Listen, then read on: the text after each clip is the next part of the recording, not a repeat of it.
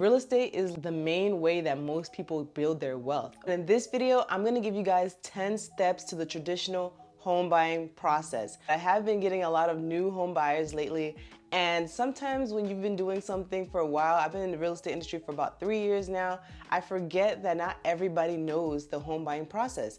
So I want this to be the go-to video that I send my future clients, and just in general, if you don't know how the home buying process works the traditional way, because there's so many ways to buy property, there's so many different avenues, resources, etc. So I'm just gonna stick to the traditional route so that you guys have a base. If you guys are looking for a house or you're looking to buy a home anywhere in all 50 states, I am able to help you guys. Just click the link in my description and then we'll go from there. First step to buying a home is to focus on your finances. Ask yourself at very minimum if you have been in that job for 2 years or that industry. It doesn't have to be the exact same job, but it has to be the same industry for best results. So for example, a lot of people don't know, but I have been in the healthcare industry literally my entire adult life. Outside of real estate, I always been in the healthcare industry. So it's been healthcare and real estate, okay? So for me, it was easier to buy a home because I was in the same industry for more than 2 years. Showed consistency to lenders who wanted to lend me a loan for a home. It shows that I'm very consistent in one aspect of my life: finances, job, and credit, actually. So let me add that. 640 and up gives you a chance. So basically, unless you're paying cash, you're most likely gonna get a loan. Okay, you're either gonna get a VA loan, a conventional loan, a FHA loan, which is the one I actually got, and several other loans. And there's also a USDA loan. So there's different types of loans for different types of situations. But the first step is to get pre-approved, to understand what your financial situation is through the lender's eyes, and they'll tell you whether you qualify or not. So even if you don't believe that you qualify, still get pre-approved so that you know where you stand. You just contact me or contact a lender, and basically they're just gonna tell you where you stand at that very moment and what you need to do to reach your goals of home buying. So I already pretty much touched on it, but the second one is to get pre-approved. What is a pre-approval? Some people don't know what this is, so I do want this to be its own number, its own section. In simple terms, being pre-approved just means that you are getting screened to see how much you qualify for a home loan. What happens is you go to a lender, either you contact me and I hook you up with a lender. I have some great lenders that I work with, so you guys can click the link in the description and I'll get you a lender to get pre-approved with. Or you can go to your bank. Like for example, I have USAA, so I could go to USAA and just get pre-approved for a home loan. They're considered a lender as well. So either way, either route, as long as it's a legitimate lender. I have a lender who fixes credit, so that might be an issue that is holding you back to buying your home. I have a lender that'll tell you you haven't been in your job long enough or you haven't been in the industry long enough, and they'll figure that out for you and help you navigate that process. Small slight ding on your credit score, yes, that's very true, but it's temporary and it's not a huge one, okay? It's for a future investment. It's not some random like credit card or something, right? You can get pre-approved from multiple lenders, shop around and see which lender is gonna give you the best deal for what, and it won't ding your credit more than that one time that it did, okay? So a lot of people do not know that. That is number 2, is to get pre-approved regardless if you think you're able to buy a house. Just give it a shot and just see where you stand at the very minimum, because if you don't know better, you won't do better. So at least you'll know where you stand and you can go from there and fix your situation, because the lender is gonna tell you exactly why you don't qualify. Or if you do qualify, that's great. But in general, get pre-approved, and that is gonna be your holy grail to a successful home buying process down the line, okay? So that's number 2. Let's move on to number 3. Find a real estate agent, okay? So this actually could be number 1, this could be number 2, but I put this at number 3 because some people do number 1 and 2 first, and then they get a real estate agent after. So with that being said, number 3 is to get a real estate agent like me, okay? So if you're looking for a real estate agent, shameless plug, click the description below. We'll get you pre-approved. We'll see where you stand. We'll see if you can buy a house. All right, so I'll definitely be able to help you with that no matter what state you're in. So feel free to do that. Do not be intimidated. I will be glad to help you guys. That's the least I can do. You're supporting my YouTube video, right? So that's the least I can do, is help you guys out. I've been doing real estate for about 3 years in 3 different aspects, okay? So I've been doing real estate as a regular person who bought a property. I did go through the home buying process, and so I literally understand the buying process, okay? I understand that process. I've been through it as a home buyer, just like you, a future home buyer. And not only that, but I've been doing notary signing agent for about 3 years. So notary signing agent is basically when you do the closing documents for buyers, sellers, people who are refinancing. So I've been doing that for for other people who've been buying their homes or refinancing their homes or selling their homes. So I've been doing that for a while as well. And not only that, but I'm also a real estate agent, so I've been learning all the ins and outs from the best of the best. I am with Keller Williams. Feel free to do research on Keller Williams. Moving on to number 4, home search. So this one I want to take a little bit of time on because I did have a first-time home buyer who was a little confused with this situation. This is a learning experience for both of us. Now I can say it in this video so that I can send this to my future buyers, so they have an expectation and know exactly what to expect in the situation when you are buying a home, right? Now that you hired a real estate agent, you got pre-approved, it's looking okay to proceed, so now we're gonna go look for houses. What I typically do, I send a home buying inquiry to my clients. And the point of this home buying inquiry is to know exactly what you want. So just because I know exactly what you want does not mean that the market has exactly what you want in your price range. If you got pre-approved for $300,000, right? And you want a 5-bedroom, you want an island, you want 2 stories, you want 5-car garage, let's be realistic, okay? I got everything that you want written down, right? But that doesn't mean we're gonna get a 5-car garage with a $300,000 loan. That's like, we have to also be realistic, okay? So I will do my best. So now I know that you've prioritized garages. Now I'll do my best to find garages in your $300,000 price range, because I can't go over $300,000 because that's what you've been approved for.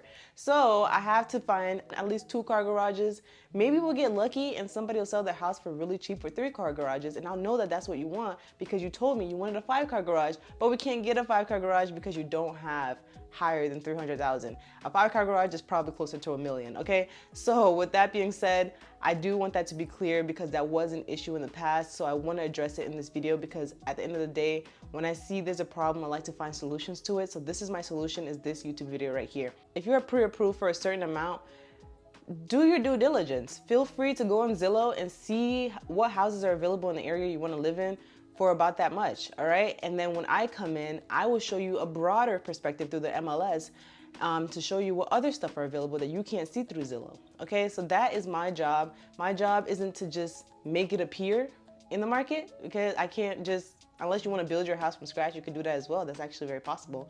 But if you're not willing to wait for new construction to be built, then you're gonna have to work with what's on the market, okay? So you can't just say, I want this, I want that, I want this, I want that, and think that it's gonna just pop up, all right? That's not necessarily how that works. And there also has to be a standard for the client that I'm working with, okay? So the client that I'm working with does have to be realistic, does have to be cooperative, fill out the documents on time, and we just have to work with each other for it to work, all right? So that's basically how that works. Free to do your due diligence as a buyer and be a great buyer client, and I will do my due diligence as a real estate agent and be a great real estate agent, and together as a team, we're gonna make it work and find your dream home or your future home or your first home, because it doesn't have to be your last home.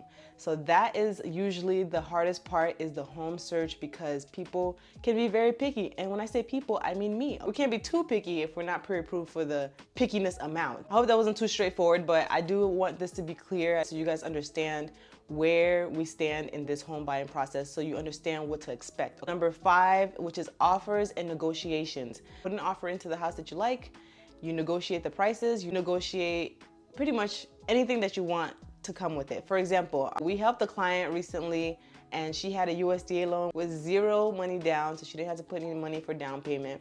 And her closing costs, we were able to get her a $10,000 incentive towards her closing costs and towards anything that she wants on the house. Like, she wants some blinds, if she wants a refrigerator, anything like that. If she wants to put the $10K towards her closing costs, she can do that. So we were able to negotiate a $10,000 incentive for her to get the house. So all she needs to do now is to get some reserves in her bank account, because basically what reserves is like some form of savings in your bank account, just to show that you're capable of maintaining this house. She basically got the house for free. So we helped her get the house with no money down, no closing costs. All she needs is some money in the bank to show the lenders that she's able to afford it, but she won't actually be spending that money. Unless there was something wrong with the home, but it's new construction, so she probably won't even spend anything to get in the house. So that is how we negotiate for our clients. We go hard for them, so we make sure that they get the best possible service, the best possible offers, and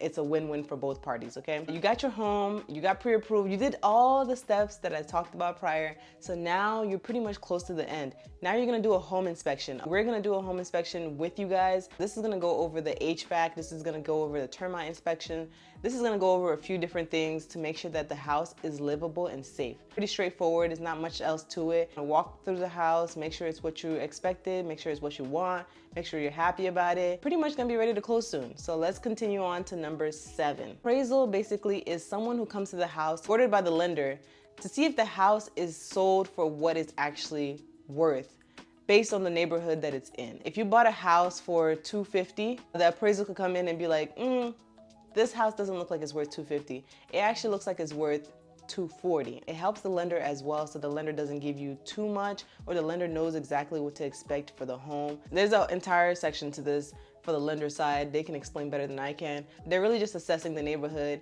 and other houses around you. Now the lender will approve it, okay? So the lender will approve it because you've been pre-approved, but now the lender will approve the home now, okay? And its value that you're buying it for. So that's gonna be the 8th step, and that is pretty much straightforward. So let's move on to number 9. This closing day. This is so exciting. This is the fun part. This is where I come in as a notary signing agent, by the way.